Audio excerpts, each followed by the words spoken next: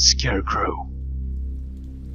There was an old farmer in Arizona who owned the best farm in the area. Everybody said his crops were the best, and people came from all over to buy their goods from him.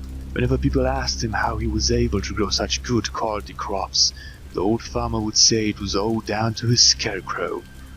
"That old Scarecrow is the one I have to thank," said the farmer. "He makes sure no crows or critters or pests come near my crops." The old farmer had built the scarecrow himself, and it was a fearsome sight. He spent months working on it to make it as scary as possible. He knew how important it was to keep pests away from his crops. So he gave it enormous straw arms that stretches about 6 feet and big long legs that made it as tall as a tree. But the scariest thing about the scarecrow was its head. The farmer carved it himself out of a huge pumpkin.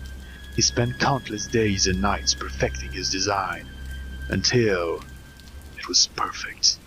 The scarecrow's face and head was so grotesque and ugly that even he was sometimes scared to look at it. But it was very effective, scaring away every rodent and bird that ventured near. The neighboring farm was owned by 2 young men who were brothers named Josh and Harold.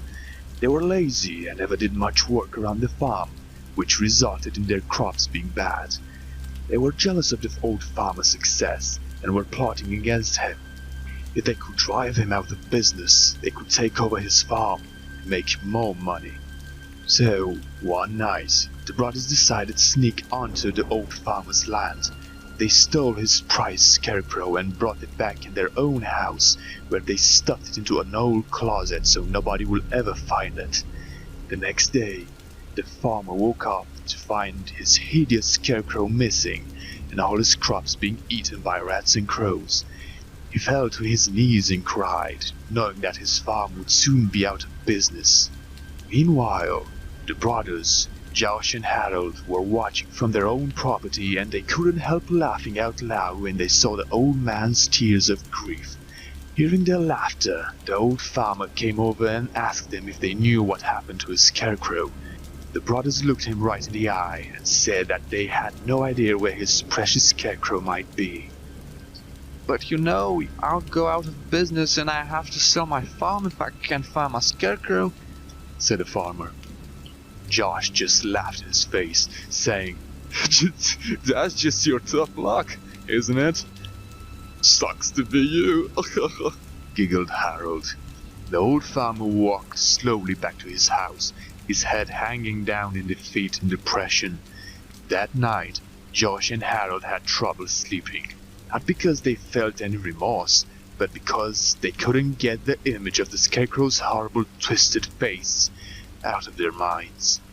They decided they would never be able to sleep as long as that ugly pumpkin head was in their house. So they got up and dragged the scarecrow out of the closet.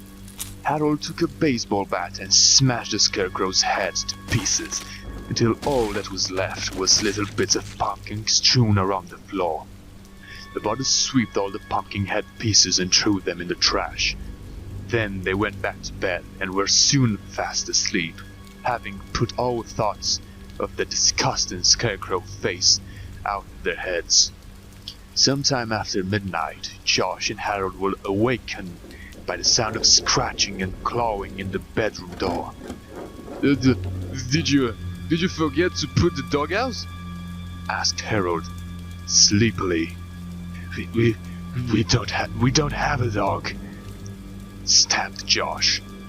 Suddenly the bedroom door burst open and solitary long straw arms snapping through the opening. Then a second arm stretched around, followed by 2 long stick legs. The 2 brothers were frozen in fear and could only look with horror at the headless scarecrow body, rose up on its long stick legs and its long arms reaching for them in the darkness. Harold felt the cold sinewy straw clothes closing his ankles and screaming as loud as he could. He begged his brother Josh to help him, but Josh was already running out of the bedroom. Fleeing in terror, he ran down the hallway, crashing through the front door and out onto the moonlight road. He ran as fast as his legs could carry him, puffing and panting and screaming at the top of his voice. As he passed his neighbor's house, he saw the old farmer standing at his gate in the moonlight. He could see the farmer just staring at him with a strange smile on his face. Josh kept running, his bare feet slapping against the rock gravel road. He glanced back over his shoulder and saw something that scared him to his very soul. He saw the Scarecrow running along the road, close behind him. It was gaining on him, coming closer and closer. And that wasn't all he saw. He noticed that the Scarecrow had a brand new head, and it looked a lot like Harold. The end.